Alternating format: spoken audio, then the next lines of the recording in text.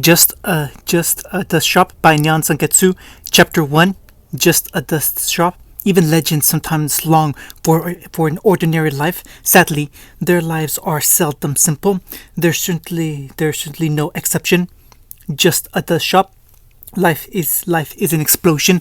I once heard a madman say that. Oddly enough, those words stuck with me. Maybe he was onto something. He was blonde too, just like me. Coincidence? I think not.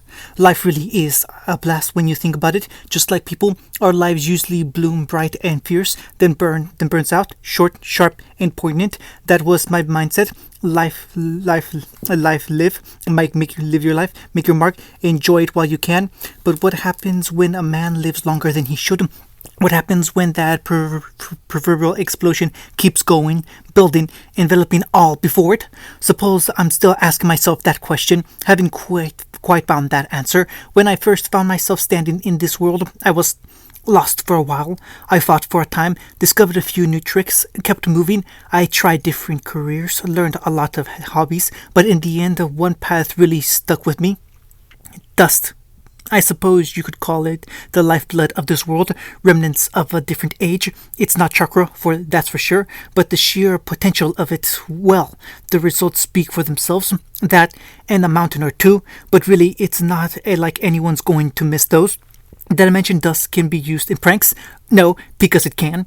Once I discovered the sheer chaos, the choice was obvious. Didn't even have to think twice about it before I took out the first loan. To you, running a simple dough shop might seem like something of an odd choice, especially for an ex-shinobi.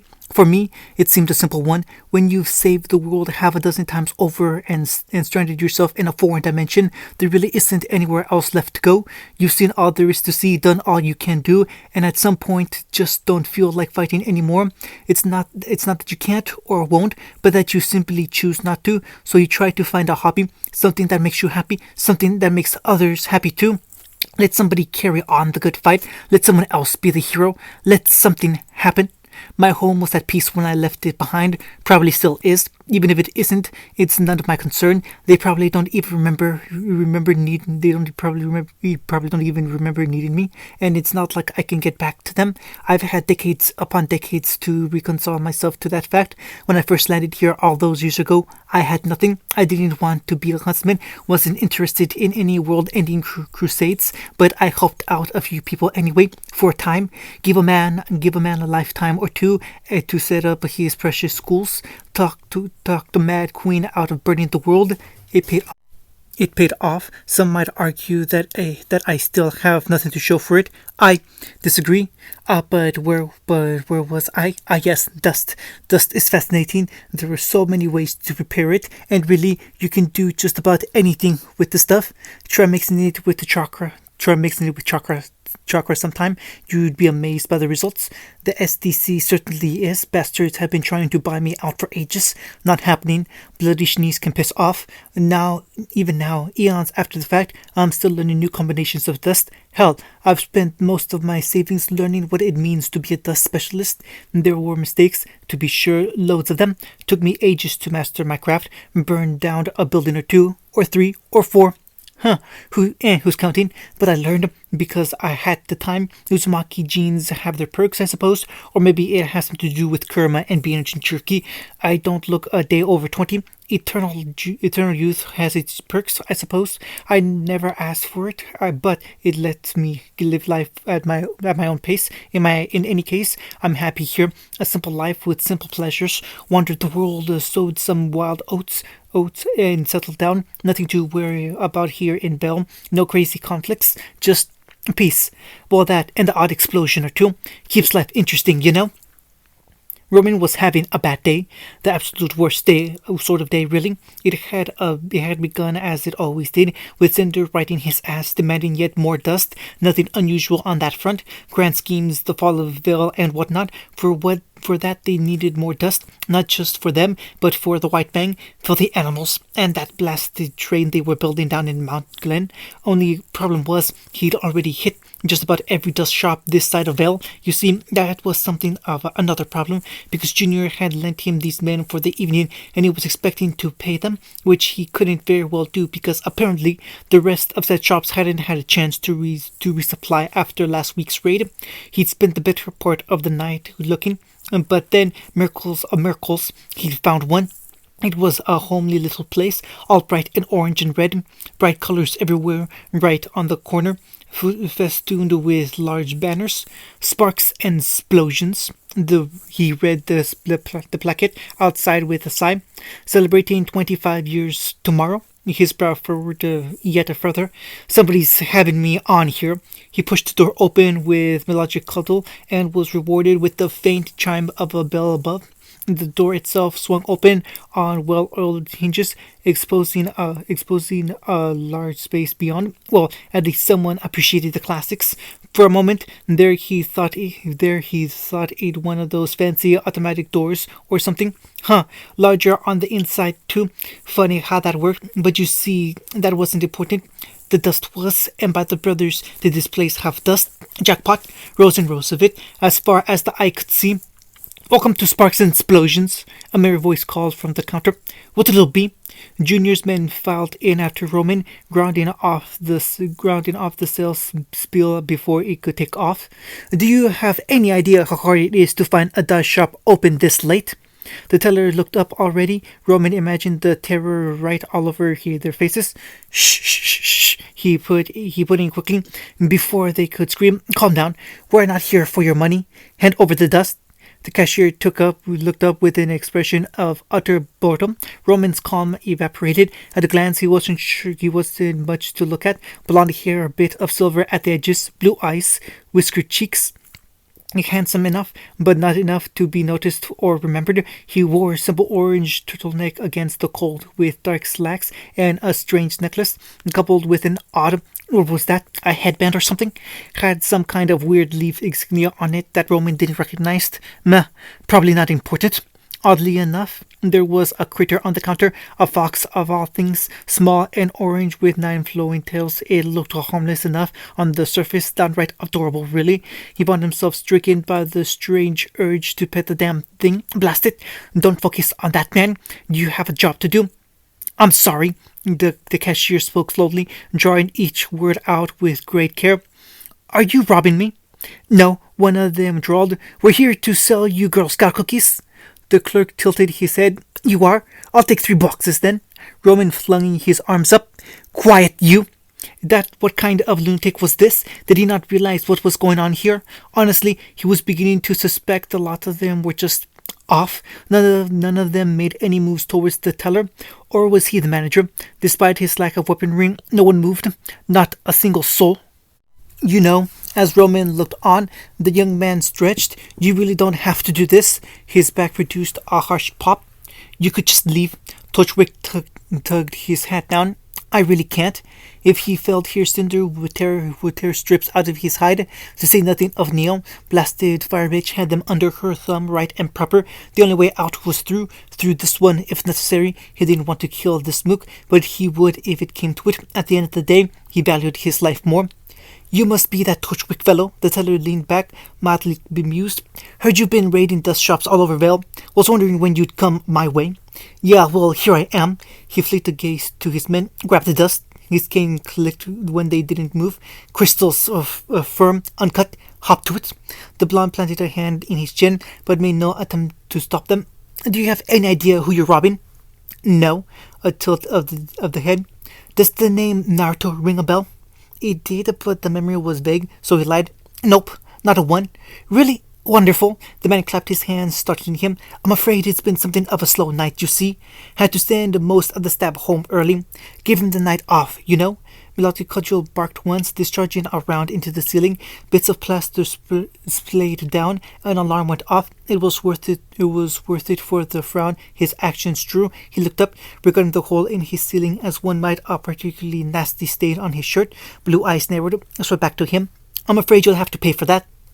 Pay? Roman choked down a snarl. Listen, you little shit, I'm not paying around here. Apparently neither were they, because that furry little critter on the counter hopped upright, then spoke. They never learn, do they? Its voice was low and deep, the growl of a creature who shouldn't exist in this world. It's always so nice to be underestimated. What the hell is that thing? Never got tired of that, the blonde agreed as he climbed to his feet. Hey, let the cudgel jab his chin. Hands where I can see him, old man. Old? The blonde sniffed in contempt. Hey, I'll have you know I'm only 9,000. You must be joking. I'm really not. Still, the whiskered fool persisted. Walk away, son. Something flashed through those blue orbs. Walk away right now, and I'll pretend this never happened. Roman gave him a shove. I'm not your son. No, the whiskered warrior steadied himself on the counter. You're not. I'm grateful for that. If one of my kids ever grew up to be an artist like you, I'd hang myself. Maybe even been alive a little too long, Kerma. He rolled his shoulders. Seems everyone's forgotten about us. Maybe it's time we reminded them. Roman's temper slipped its leash. Perhaps it was the streets that made him snap the way he did. Maybe it was the lack of coffee, or the fact that he hadn't had a smoke all night. Or maybe, just maybe, it was the infuriating bastard before him. Really, who could say? Probably the latter, though. It was too much. He'd had enough. No more than enough. He had no more fucks to give tonight. With a snarl, he cracked the manners across the face with his cane and sent him sprawling. I don't think you understand what's going on here. His weapon cracked down again, striking the back of the blonde skull when he tried to rise. You are being robbed. Each word brought with it another blow, bending the bastard's body double against the floor. Do you understand? A hand snapped up, catching his cane. Metal buckled beneath clawed fingers with a shriek. Oh! Blue eyes flicked into red. I understand perfectly. His free hand surged up, palm cradling a sudden surge of light within. Rasengan! It was a single word, but it became a hurricane. A snarling sphere smashed into Roman's exposed torso. Wall, glass, ground. In a heartbeat, those three words became the bane of Roman Torchwick's existence. His back struck the street and bounced once, twice, then thrice. On the third, he managed to get a hand out from under him.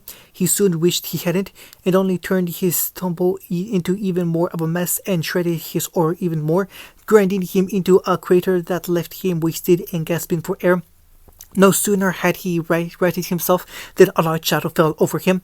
Well, he thought distantly as clenched knuckles filled his vision. Errors have been made. Naruto's fist slammed into his startled visage. A heartbeat later, Roman's world shattered as he crashed through another wall. Pain didn't even begin to describe what followed. He physically blacked out for a moment before reality reasserted itself. Once it did, he sorely found himself wishing otherwise. Black boots crushed against broken glass on the asphalt, jarring him back to wakefulness. Well, Naruto's voice hummed over the ringing in his ears. I think we can all say it's been an eventful evening, and as much as I'd love for you to stick around, I'm afraid this is where we part ways. Roman struggled upright and crawled away. Roof, his heart hammered in his ears, like the drums of a wild hunt out for blood. His blood, he just had to get to the roof. The lunatic was close now, close enough that he could see the bastard actually glowing, shimmering with golden light from head to toe. If he could just get to the roof. The man's hand clamped down on his shoulder. Going somewhere? Let me help you. A vicious crack of the wrist sent him flying through the air. Where the hell was he back? Where's his backup? Another window shattered as someone rode one of his men outside like a toboggan. Bright girl with a giant scythe. Nope. To hell with this. This wasn't his night. But at least the blonde was distracted. It was enough. Somehow he made it to the ladder. A trembling hand tried to close around the lowest rung. Pulling himself upright, he could hear the whine of a bulkhead high above, promising him safety if he yet made it. Another hand closed around a second rung, hauling himself upright. Firmer hands found him once again and dragged him down, denying him the safety he so sought. Run back to your master and give them this message. Baleful blue eyes met his. Keep the hell out of my shop. Then he launched him into the air. Ruby whistled softly and touched the pale hand to her forehead. Oh wow, that guy really flew. Is he gonna be alright? She looked on as the shopkeeper silently sauntered over to his ruined window, the very same window she shattered when she kicked the suit-wearing hooligan Terror dawned as she collapsed with crescent rolls behind her back. Oh no, he wasn't going to bar her from this shop, was he? She whimpered a little as he glowered down at the glass. He totally was. No, blast it, she heard him sigh. I just paid this off too. I'm sorry. The words burst from her with such intensity that the owner jumped where he stood. I didn't mean to. He rounded on her with a sigh. You, forget it. You're not in trouble. Was that it? For a moment, she'd been afraid he might call the cops. He didn't seem all that upset about it. Weird old man.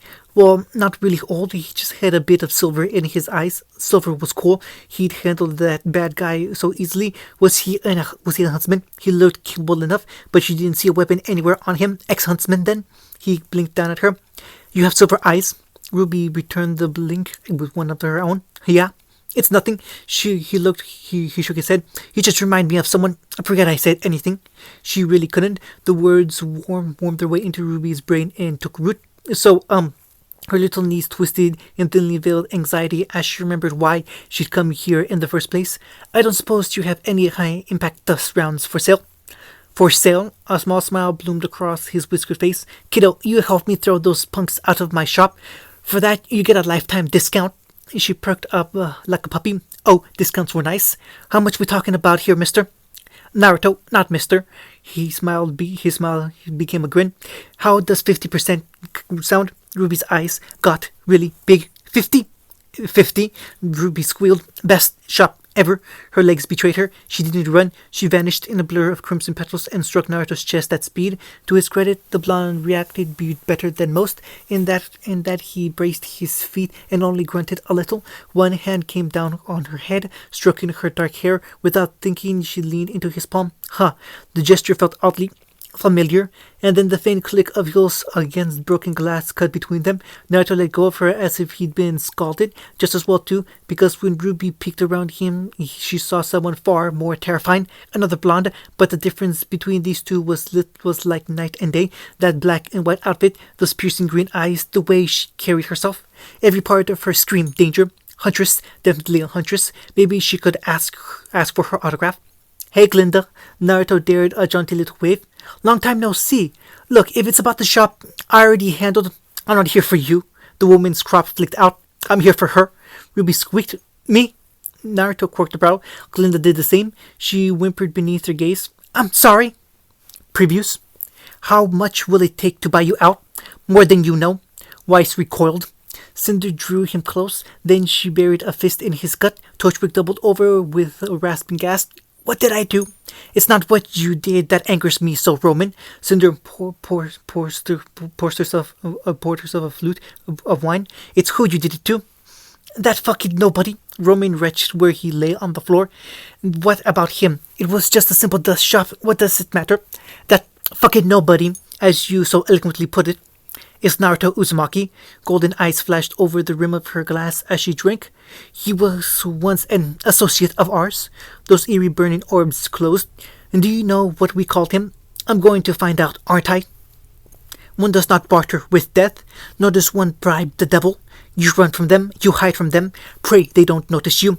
Oh, yes, pray. You were worth every cent, truly you were. The door creaked open. She looked up.